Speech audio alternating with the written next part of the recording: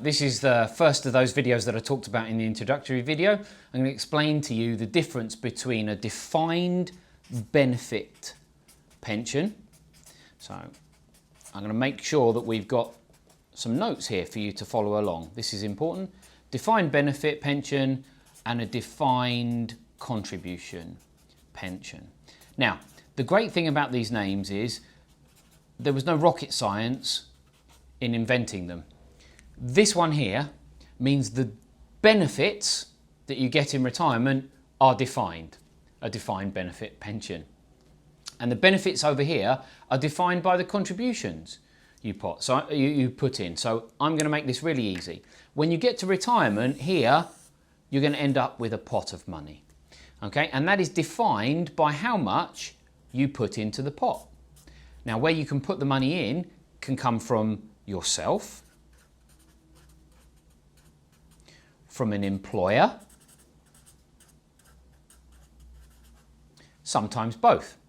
Now, you'll often hear these pensions called personal pensions, even SIPs, self-invested personal pensions.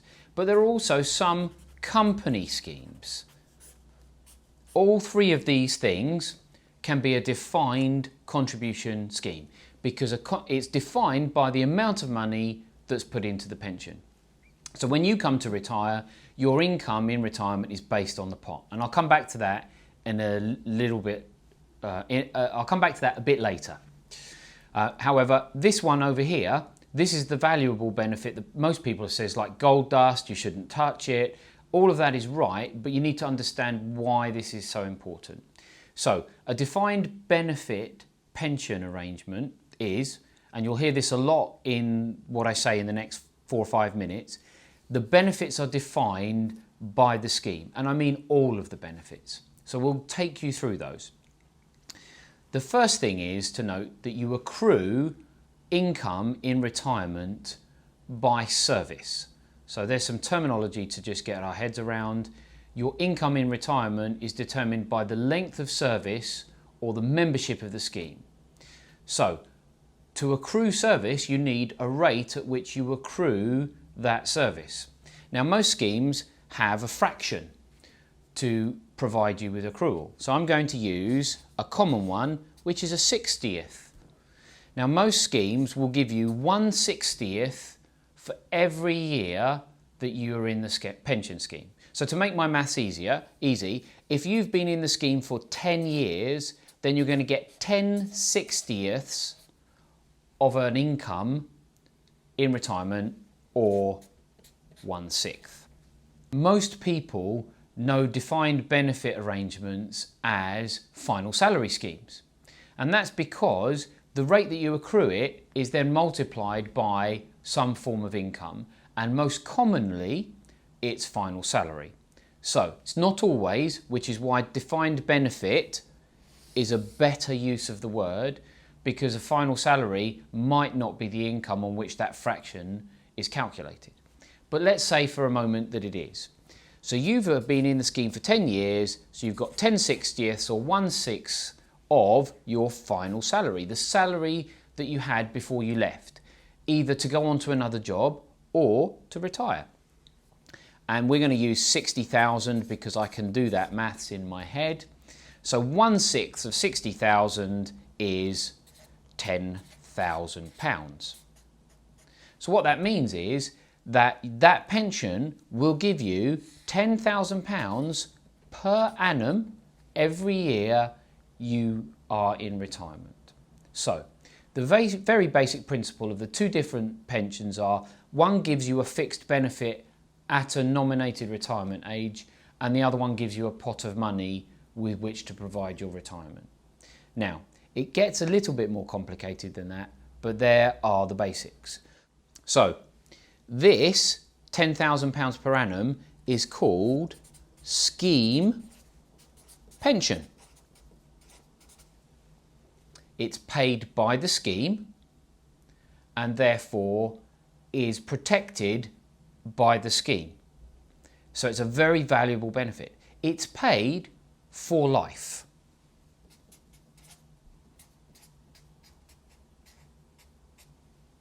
So if you retired at 65 and you'd lived 30 years, you'd get £10,000 a year for 30 years. But it has some other benefits which I want you to understand. So the first one of those is escalation.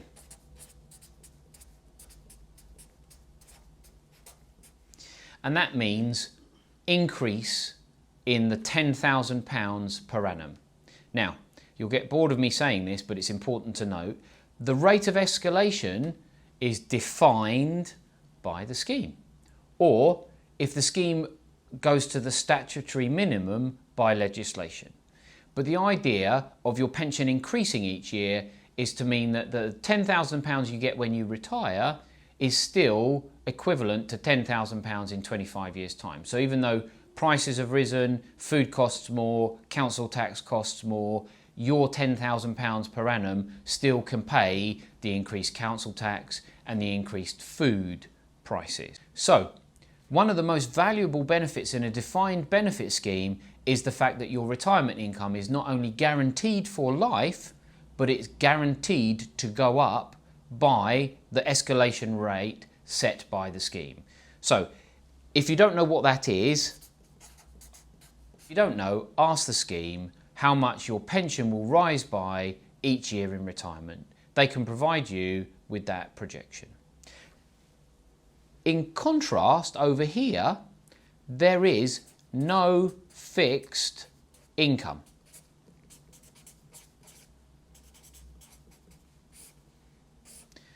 And I'll talk about why that's important in a minute. But over here, you have a scheme pension for life, and over here, there is no fixed income from that pot, unless you have a guaranteed annuity rate. But I'll come back to that later.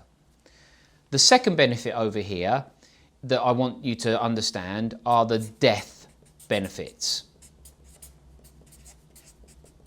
And I'm just going to do death bens for short. Now, that scheme pension is based on your life. So when you die, potentially that scheme pension could die with you. So that valuable benefit would stop. However, most schemes provide a spouse's pension.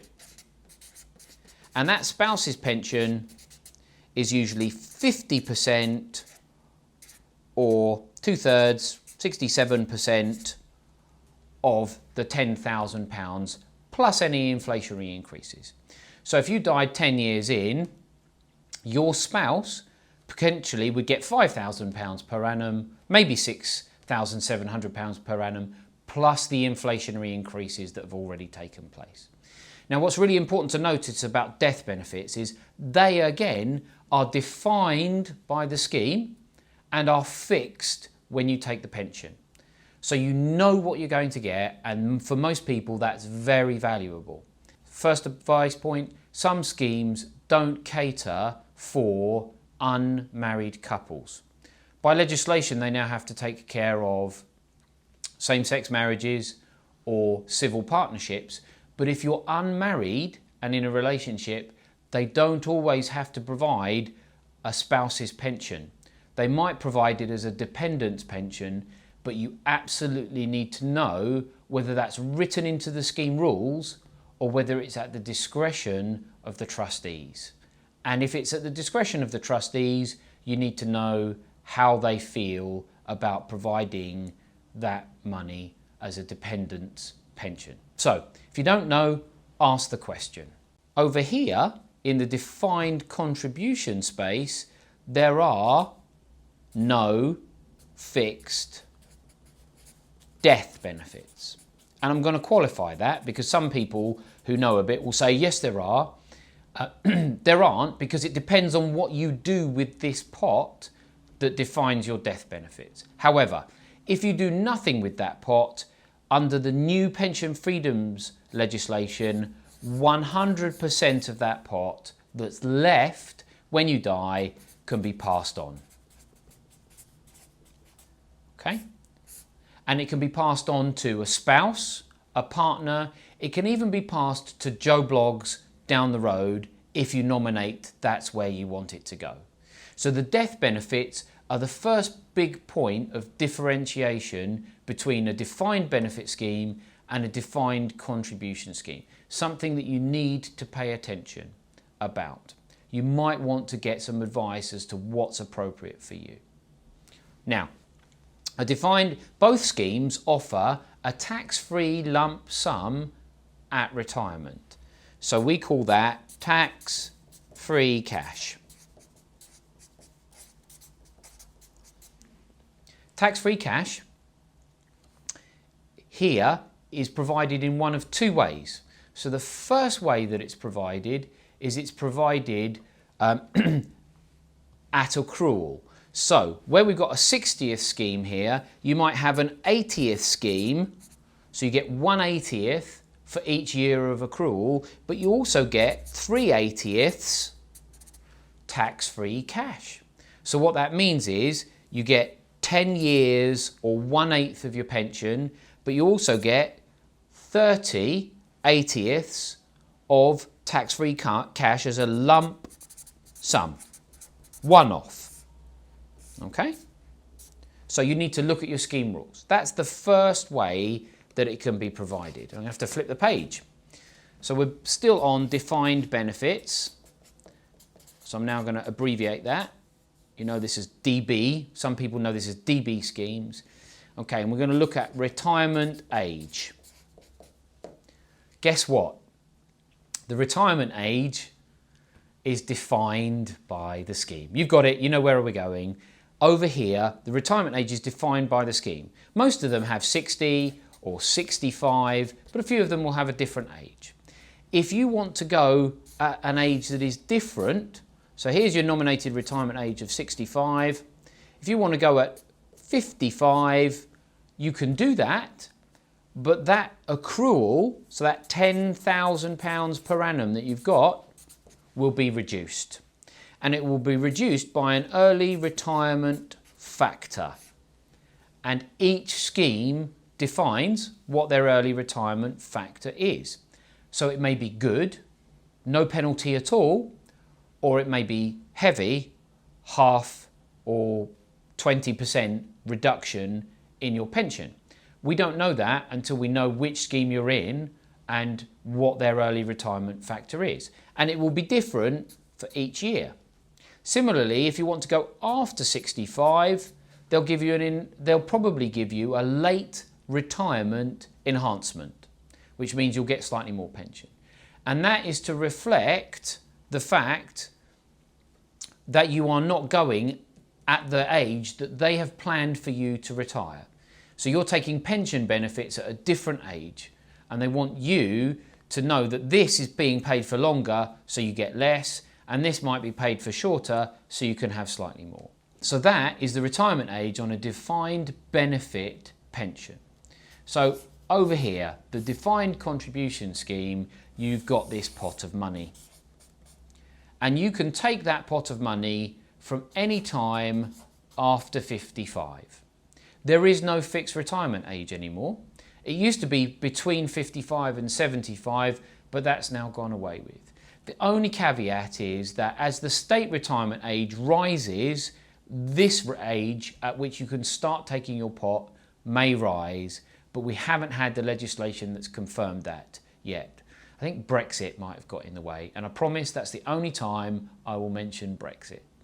But that retirement age might rise. So you have a pot of money, and what do you do with it? Over here, the benefits are fixed, and we've gone through what benefits you can have and how they work for you. So you can have you have a fixed retirement age, but you can go a bit more early. You have tax-free cash, which can be paid in one of two ways.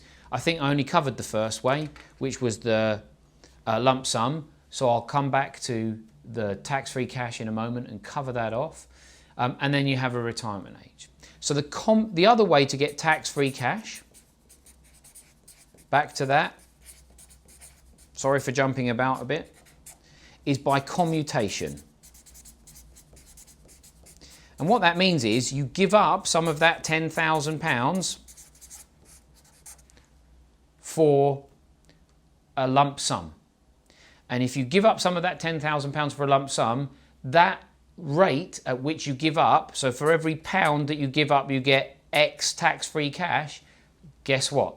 That's defined by the scheme rules. So again, you need to know whether that's a good commutation rate or a bad commutation rate.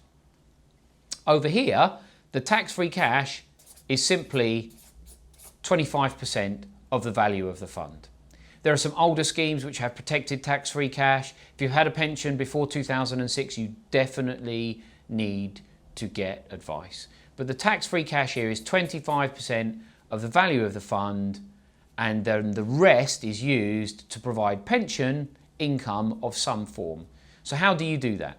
Well, most people used to do something called an annuity. And an annuity is the equivalent of scheme pension over here. But annuity rates have basically done that in the last 15 years. And so people don't generally buy an annuity. An annuity was a fixed income for life, but the cost of them are so prohibitive these days, not many people do them. However, that may just be because they can't afford to do them. An annuity, if you need a fixed income for life and you have a DC pot, you might choose to do an annuity. So there's your advice point. If you need a fixed income in retirement, you need to take advice on your DC pot. Other people do scheme drawdown, which is like turning on a tap. And I'm not very good at drawing, so this is my rough idea of a tap. And they drip money out of the tap according to the income that they need. Now, you absolutely should get advice on drawdown because you need to know how much you can turn your tap on and how long it will last. And you can get that from an advisor who does a cash flow model for you. So that's the difference between a defined benefit pension and a defined contribution pension. This one gives you benefits that are fixed by your service in the scheme. This one gives you a pot of money and you have to take that pot of money and do something with it. So I just want to finish off by talking about risk. So in your DB scheme, you don't take investment risk.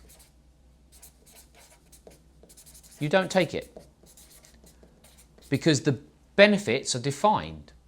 So if the fund that all your money and the company's money goes into does this, it doesn't matter because they have to pay you. That's their responsibility. It does matter actually, but it doesn't matter to you. It's their responsibility because they have to pay you the money. And if they can't afford to pay you the money, there's protection in place. It's called the Pension Protection Fund, and that helps people whose schemes can't pay them the money. Here, in a DC pot, if the market does this, it absolutely does matter to you. You're taking the investment risk. So this is my second advice point, is get the right risk profile for your DC pension. Make sure you know that you can afford to take the risk. Now, most advisors will do a risk profile form. They'll talk to you about attitude to risk. They'll charge you a relatively modest fee to check your DC pension has the right funds for your level or your attitude towards investment risk. So there's the differences between DB pensions and DC pensions. Hope you found it useful, but mostly if you're unsure about terminology or you're unsure about how that works for you, get some financial advice and make sure that you go to a pension transfer specialist if you're talking about a DB scheme. They are the ones authorised to consider the merits of where it is or what might happen. In the next video, I'm going to tell you why people are considering moving their DB pot to a DC scheme and the thorny issue that is. In other words, the pitfalls that are there and why you have to be very careful. So, thanks for watching, and I look forward to seeing you on the next one.